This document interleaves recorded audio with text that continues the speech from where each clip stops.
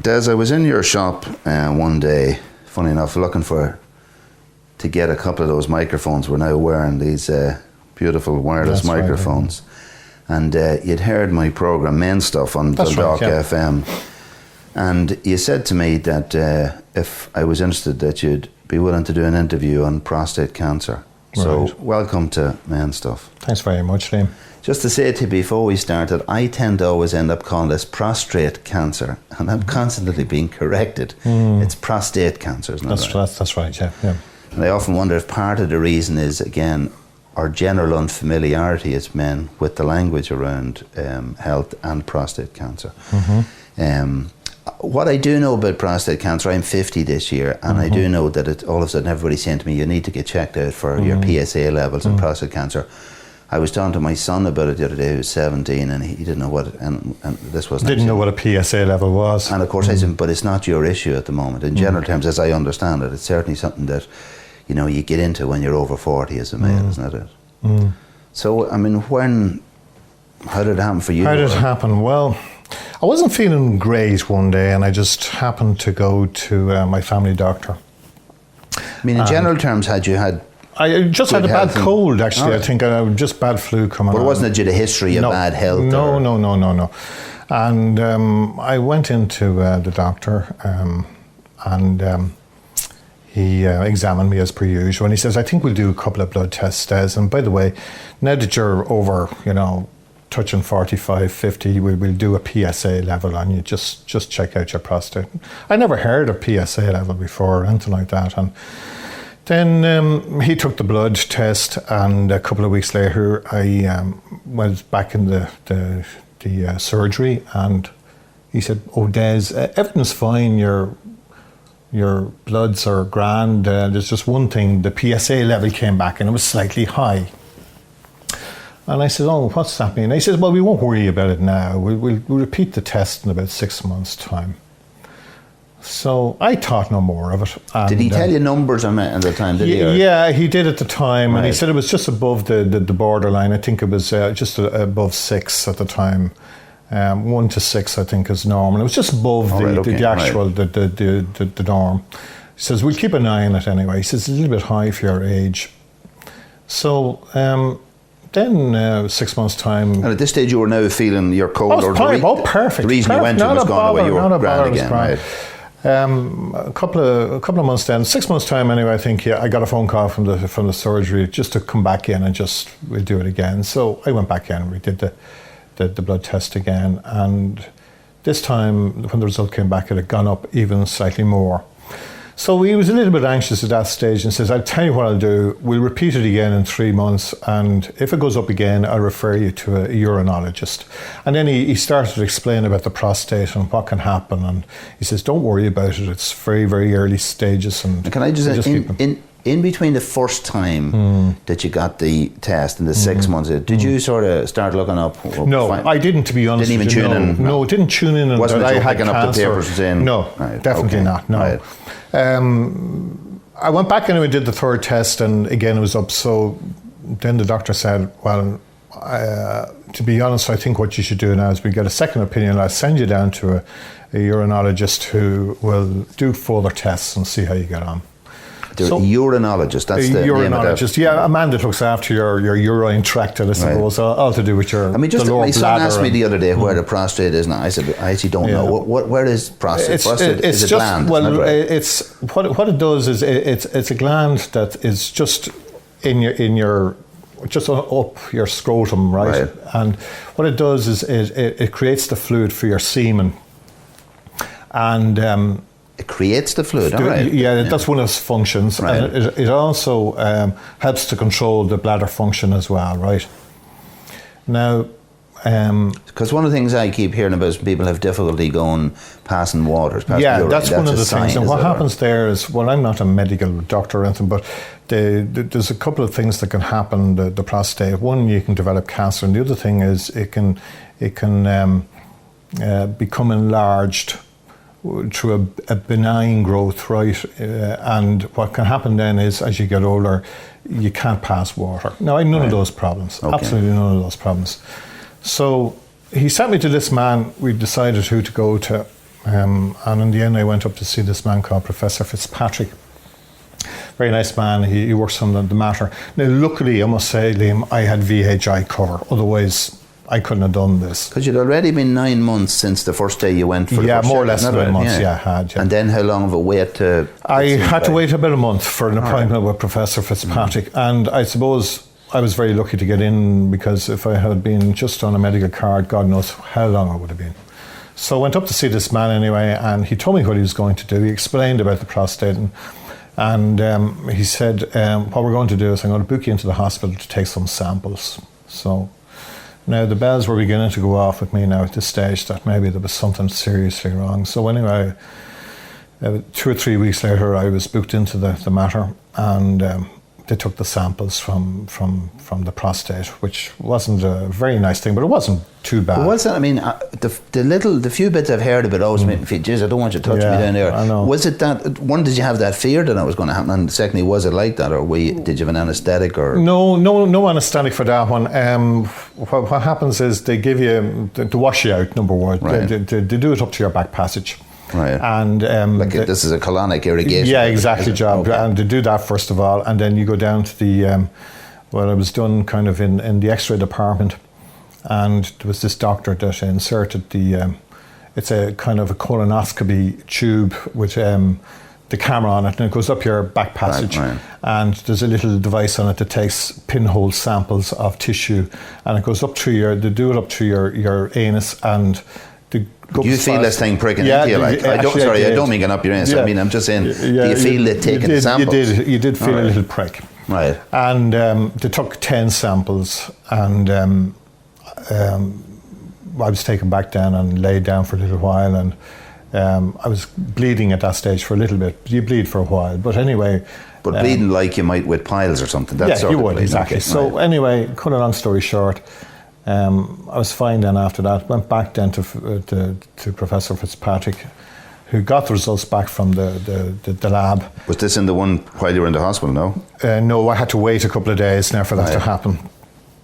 And I went up, sat down with him, and he says, Des, I have news for you, and it's not good. He says, out of the 10 samples, there was 5 of the 6 of them had cancerous tissue in it.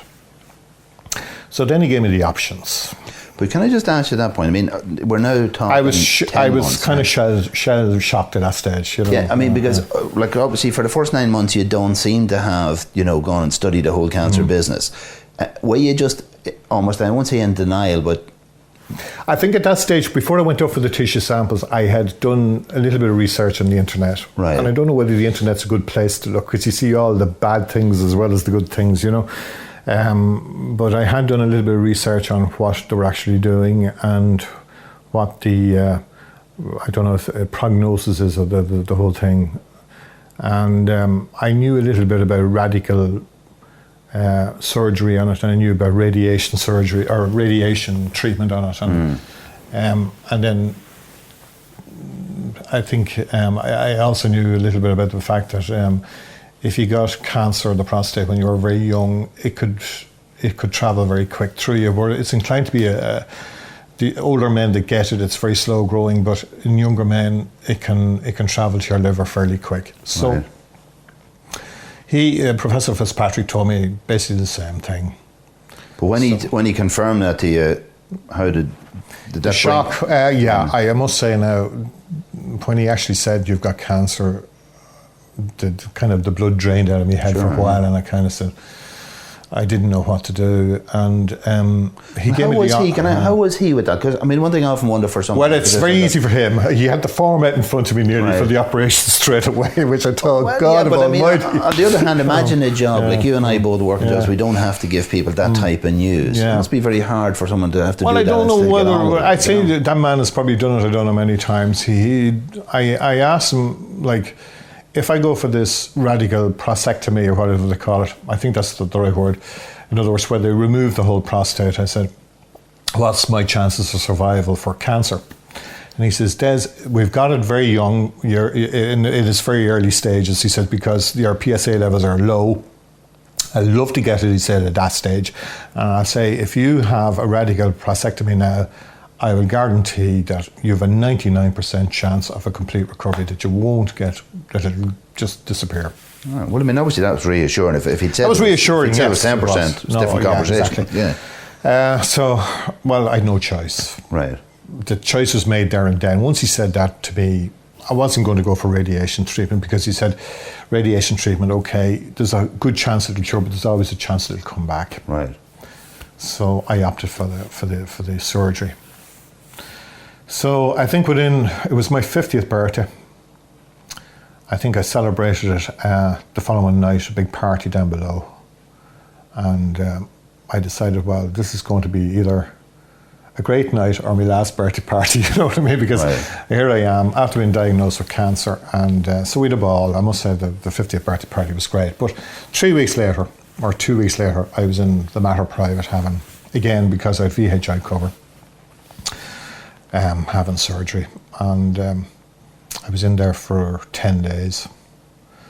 So I have a lovely big scar between my navel and just below my penis, and where they took it out. And I was there for 10 days. The sorest part of that was getting the staples out. Afterwards? Afterwards, I had a load of staples in. They clipped you up with staples. Because presumably you're knocked out for the operation. Oh yeah, completely. And in fact, the anaesthetist was very good, because they give you down there, they give you this kind of thing, that a little pump on your hand, and anytime you felt any pain, you just push the button and instant reaction. It was great, you know. But were you on a local anaesthetic? No, they gave me a full general anaesthetic. I was down in surgery, I think, for about 4 hours, and I was about an hour in recovery. So I'd say I was about 5 hours before I was back up in bed. And of course you woke up and pain, instant pain, you know, you felt pain. So the nurse says, all you have to do is push that button, and I pushed the button and pain disappeared, because I had an intravenous thing into my arm. I was all tubes everywhere. I never had so many tubes coming out between drains and coming out of my penis and out of in terms of when you were going into the operation, had you fears about dying or? I had surgery before, so I wasn't really afraid of anaesthetic. I've had anaesthetic 3 or 4 times, but there's always the fear, I suppose, you're going to not wake up. Sure. But sure, once you go to sleep, if you don't wake up, that's it. Like, you know, I don't know if you've had anaesthetic yourself, Liam, but... Well, I have had it, I remember having it for a knee operation. Yeah. And, I had that sense of questioning beforehand. Whether you're going to wake up or not. Well, do I need this? Is there anything I need to review at this point in my life, I suppose, you know? Well, I did too, and I suppose... it does flash through your mind just before, am I going to wake up? Like, and I suppose underneath it all, I wouldn't be very religious, but I suppose I did say a little prayer to my Maker to make sure that. But I'm saying, in the ordinary day-to-day existence, I don't stop and ask myself what's it all about. But events like this certainly put up a red light and say, what's going on here? Well, yes. Well, I must say the 10 days in hospital now, my life kind of, I promised to try and change all sorts of things, you know, because I realised how close a call I'd had. But when I came out of hospital after the surgery, I must say I went into terrible depression. I really hit rock bottom, just being at home. I suppose my family were at school and my wife was at work, and I was there in the house on my own a lot of the time. You couldn't obviously, were you not able to move, or I had to stay low or lie low for a little while, but then I couldn't stick it any longer, and I had to get out down the town, which helped me immensely, because then I started to meet people that I knew, and would people have known in general that you'd had? Well, everybody knew that I had been in hospital, but I wasn't quite sure exactly what was wrong, you know. And in terms of telling people about it or whatever? Yeah, I did. I told my close friends what was wrong, you know, and a lot of other people, then the word got out in the grapevine very quick.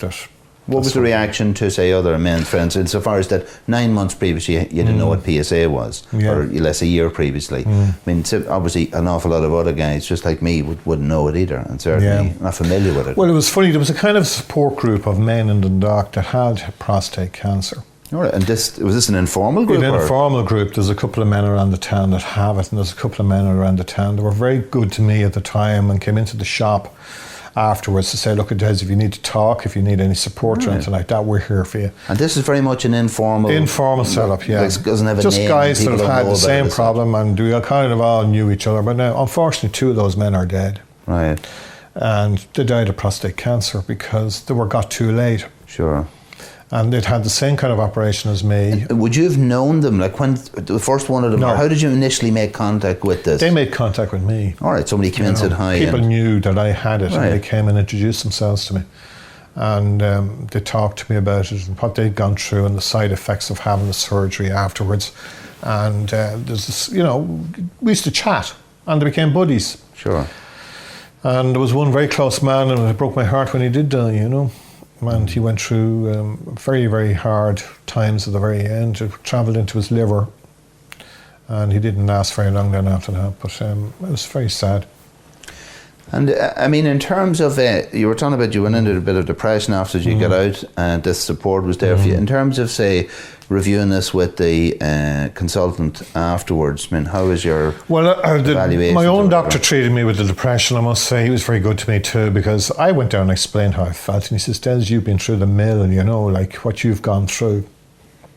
And it's only natural to be depressed. So he put me on a drug. I just can't think of the name of it at the moment, but I didn't stay on it very long because I didn't want to be dependent on that. Zavirax, I think it was, or something like that, or it sounded like that. I'm not sure if that's the right word. But anyway, I was on it for a little while, and I got off it then as quick as I could because I just didn't want to become dependent on it. But it did help, sort of, but it kind of made me very dopey.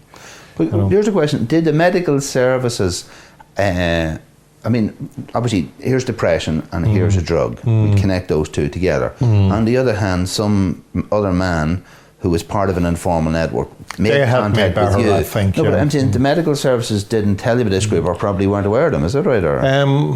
My own doctor, well, he did tell me there were men around the town that you could talk to, Right. but they approached me. So word got out very, very quick, Right. that I did suffer from it, and in the end, no, they didn't. There isn't a formal group set up in the town that I'm aware of. Can I ask you, if there had been, like if there was a thing on top of a shop down the town saying prostate cancer support group, knock here. Yeah, I would have gone. Would you have gone? I would, yeah. Right. Would, yeah. At what stage, can I just ask you, I mean, from the first time you had the test and then 6 months later, then 3 months later, at what stage do you think you might have gone in? Probably when I was told I had cancer. Right, so I mean... Because up to then, I wasn't sure. It wasn't real. I was hoping no, it hadn't. And I was kind of... When I went into the doctor that day, I knew at that stage... Which in my own heart, in my own mind, that when I went into that man, when I sat down, I just said, "This is bad news." Right. Okay. I just knew. But you'd done a bit of reading at this stage. I had. Yeah. Yeah. When he'd sent me for all these tests, I knew at that stage. So just going to, I mean, in terms of how is your life now? How was that? Did they do tests a couple of months later to check your PSA levels? Do you constantly go back to it? Yes. What's the situation? I just is your prostate gland now removed? It's gone totally. Yeah. And what does that? How does that affect you in terms of? Well, there are side effects. Yes, side effects. When I came out of hospital, I had a bag. I was wearing a bag for about 3 weeks. That was to let the wounds heal inside because your bladder. A bag for what? For urine, is it? Yeah, for your urine, because your prostate connects your bladder to your urinary tract that goes down to your penis. So without that, they have to kind of bypass it and stitch up, so they put a tube up just to keep the urine flowing. Now, there is a certain amount of nerve damage down there, and what happens is, in some men, you can have problems then with urine controlling bladder control. So I was warned about that at the time. He says, look at this, the Professor Fitzpatrick said he tried to save as much nerve tissue down there so you would have control. But he says in some situations, if the cancer has spread, you could be incontinent. But the chances of that happening are very, very low. So that was on my mind for a long time. Was I going to be incontinent, or whether I would be okay? So I must say, when I got the bag out, to my tremendous relief, I had control. So at least I wasn't incontinent. But at the same time, I do leak a little bit more than I ever did before. Right. And if the weather's very cold, I find it very difficult to hang on. I have to go to the toilet a lot more now than I would. Otherwise, I wouldn't control it. Right. So that's one of the side effects. The other big side effect would be the ability to get an erection. Now, that took a lot of work, I must say, because Sorry, that's something you can work on, or was it you have to, well... in your head or in your penis? Well, it's both. It's both in your head and... It's always in both. The nerve between your brain and your penis to go up is gone, you know. So there's a lot of nerve damage down there. So if that's cut, well, it's not going to go up. Right. So...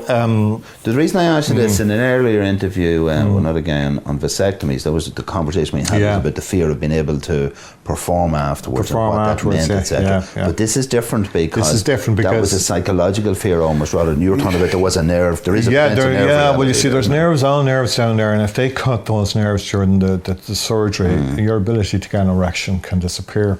Right. And he did cut a lot of nerves down there, and I had, to be honest with you, I had a problem. Right. And but again, I took all sorts of drugs to try and help. I took Viagra, and there was another one I took, and all they gave me was a massive headache. Right. It just didn't work. So, but in terms of getting advice around that, who my doctor, my GP. Right, and was your GP tuned into those realities? Tuned in totally. I must say, he's very, very good, and he knows what I was going through, and he knew. He tried this, tried that, tried the other. You know. So there was another drug that he took, but you insert that actually into your penis, right, and that does help immensely. Right. But I must say now, of late now, it is the erection function is beginning to come back a lot better than it was. So, and I mean, do you think in relation to that, I mean, it just seems to me, obviously the erection function in males is to me, I always think it's a core value, right? Without that, what am I doing here? Yeah, exactly. So, but given that that's the case, and given also, like, if I had a problem with my car and I went to you, I'd look for all the things I could do to sort it out. So it seems to me in your approach, you were doing the same thing. You were trying all these things. I was trying all those things. And you're trying to make it happen. So, I mean, if you're in an environment and being supported by a doctor and a support structure, which can say, here's things you can do. At least once you're trying to do something, you feel you're positive about it. Isn't that right? Yeah, you're dead right, Shane. You are dead right.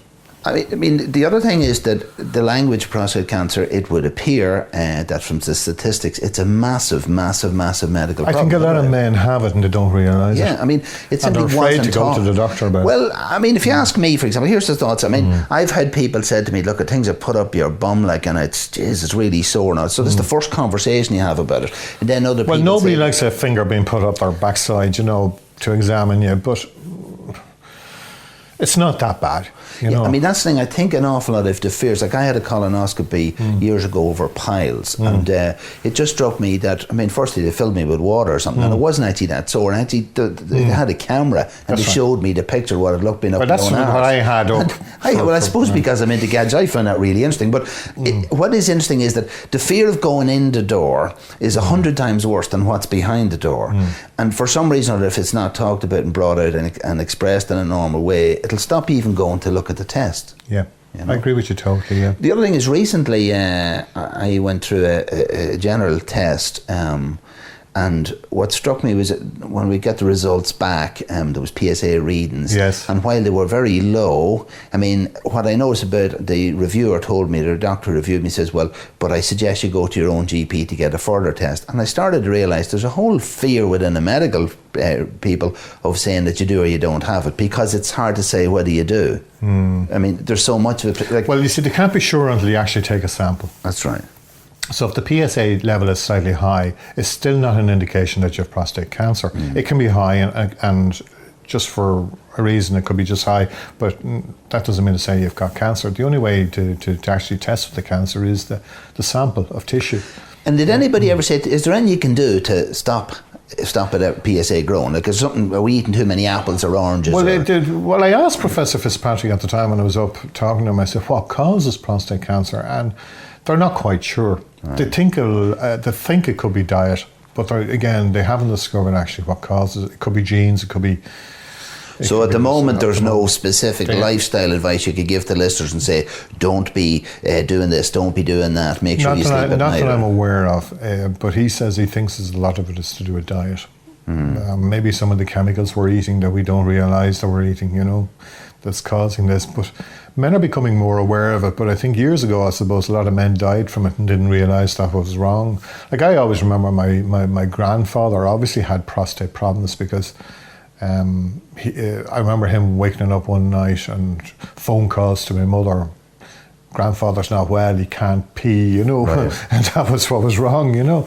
And he was rushed into hospital, but he didn't survive very long after that. I think it was only a couple of weeks after whatever happened. There was another man I knew here in the town too, went in for prostate surgery, and again, whatever kind of reaction it had to him, he was a very good friend actually, but he only lasted 6 or 8 weeks after the operation, you know. He just went downhill so fast, I couldn't believe it.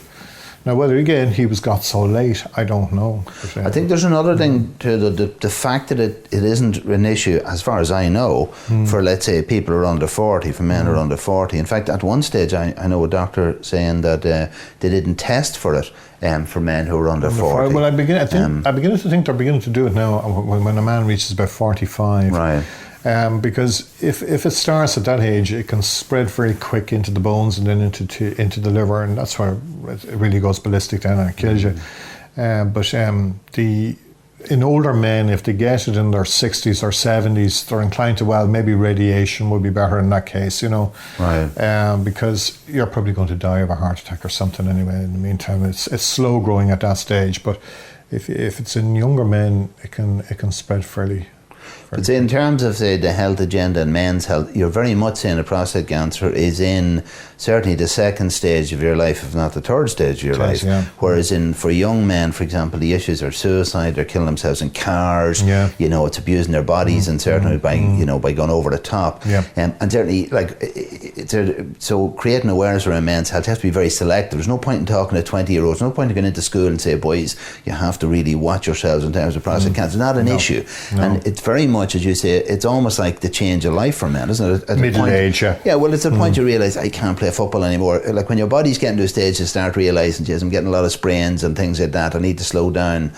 That's when we really need to say, and I need to get checked out for. I mean, looking back, if you were to give a piece of advice to somebody in terms of like where you were the first time you went in and you got a test, do you think that, looking back now, it would have been better to get a faster or movement towards talking to a specialist rather than wait the 9 months? No, I don't think so. I think he did the right thing because I suppose he didn't want to alarm me, but at the same time, the outcome would have been the same. It was still, the PSA level was still quite low, so there was really no danger at that stage, I suspect, that it wasn't above 10 or anything like that, where the alarm bells start to ring. You know, it was still very low.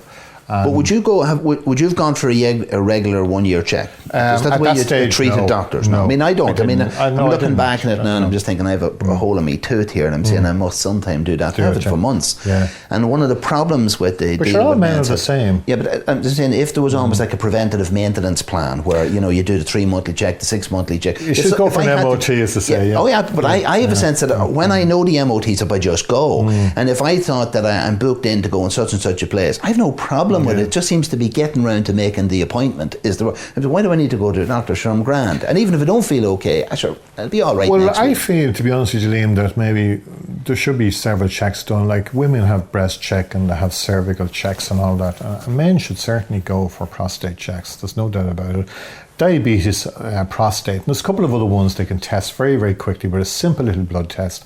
And wouldn't it be great if every man could go, even at work, 10 minutes. Well, that's actually where I went. For a little blood test. Well, that's where I went at work. I mean, there was a Claymont laboratories were brought into the Institute of Technology over Christmas, and there was a set test done. And I mean, I think it was a fantastic thing, because not only that, but I also noticed that other guys at work were talking to each other about these things. Yeah. You know, wouldn't it be a great idea if it was done for every man in the country? But well, it's almost part of, I mean, if you think about it from an employer situation, if you want a fit employee, it's in your own business interest to make sure that they are actually fit. Yeah. And if you're going to invest, for example, in training somebody who in 2 years' time is going to die on you because they hadn't got tested, that seems to be a poor return on investment. And if it was sold in that sense, it might actually lock on to be more relevant. Well, you find that most good companies are doing that anyway, but it should be really up. I reckon to the government to introduce something like that. Like, I think most women are breast checked anyway, and maybe it would be politically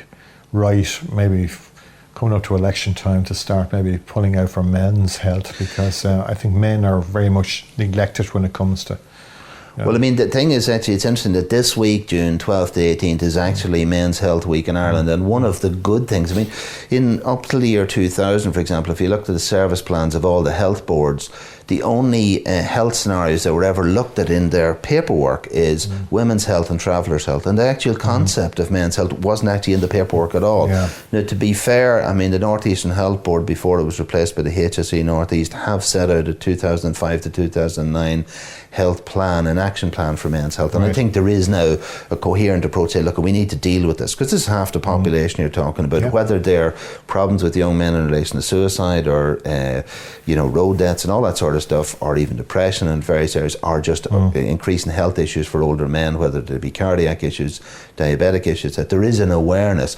But because there's no history of it, I mean, I'm very interested in what you said was the informal or tacit support process.